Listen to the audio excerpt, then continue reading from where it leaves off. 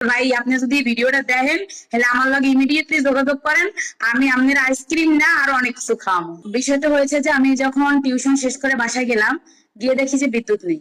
তো আমি আমার আন্টিকে জিজ্ঞেস করলাম যে কতক্ষণ হয়েছে বিদ্যুৎ গিয়েছে। তো আন্টি বললো যে 1 ঘন্টা। তারপর আমি ভাবলাম যে হয়তো চলে আসবে। তো আমি অপেক্ষা করতে করতে করতে যখন অনেক টাইম হয়ে গেল, তখন আমি আরিফ ভাইয়ের কাছ থেকে নাম্বারটা নিলাম যে আমি একটু দুষ্টুমি করবো আমাদের আঞ্চলিক ভাষায়। এরপরে আমি নাম্বার নিয়ে ফোন দিলাম।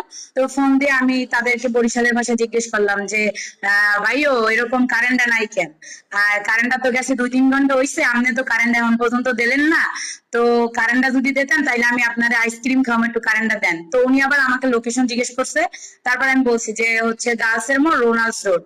তারপরে আমি জানি যে বিদ্যুৎ দিবে না বা কিছু, আমি একটু আসলে অনেক লং টাইম কারেন্ট যেহেতু ছিল না, এই জন্য মজা করে, প্লাস একটু আসলে গরমে একটু বিভ্রান্তকর অবস্থাও ছিল। পাশাপাশি মানে একটু অস্বস্তিকর বা অসুস্থতা ফিল করছিলাম। তো ওই জন্য এক প্রকার আর কি একটু মজা করে বা তাদের সাথে একটু টিটকারি মারার জন্যই আমি আসলে কলটা দিয়েছি। তারপর তাকে যখন আঞ্চলিক ভাষায় বললাম, সেও আমার সাথে আবার তাল মিলিয়ে আঞ্চলিক ভাষায় উত্তর দিল।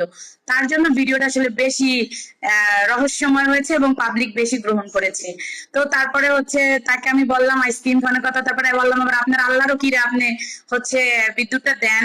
তো এইসব বরিশালের ল্যাঙ্গুয়েজ গুলো ইউজ করার জন্য আসলে ভিডিওটা বেশি যোগাযোগ মাধ্যমে ভাইরাল হয়েছে।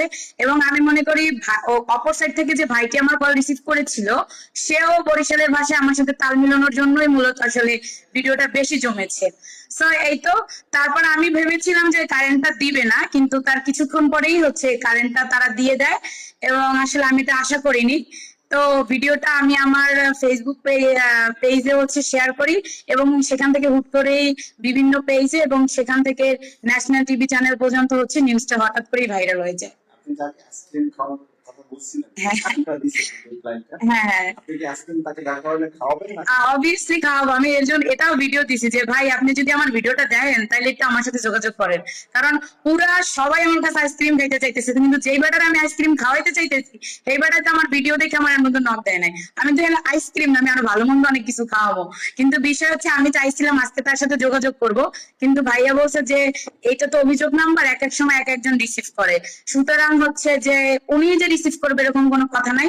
এই জন্য আমি ওই নাম্বারে কল দেই না, বা জিনিসটা অন্যরকম হতে পারে এই জন্য দেই নাই। কিন্তু আমি একটা ভিডিও আবার পোস্ট করেছি বরিশালের ভাষায় যে ভাই আপনি যদি ভিডিওটা দেখেন তাহলে আমার লগে ইমিডিয়েটলি যোগাযোগ করেন, আমি আপনার আইসক্রিম না আরো অনেক কিছু খাওয়াবো।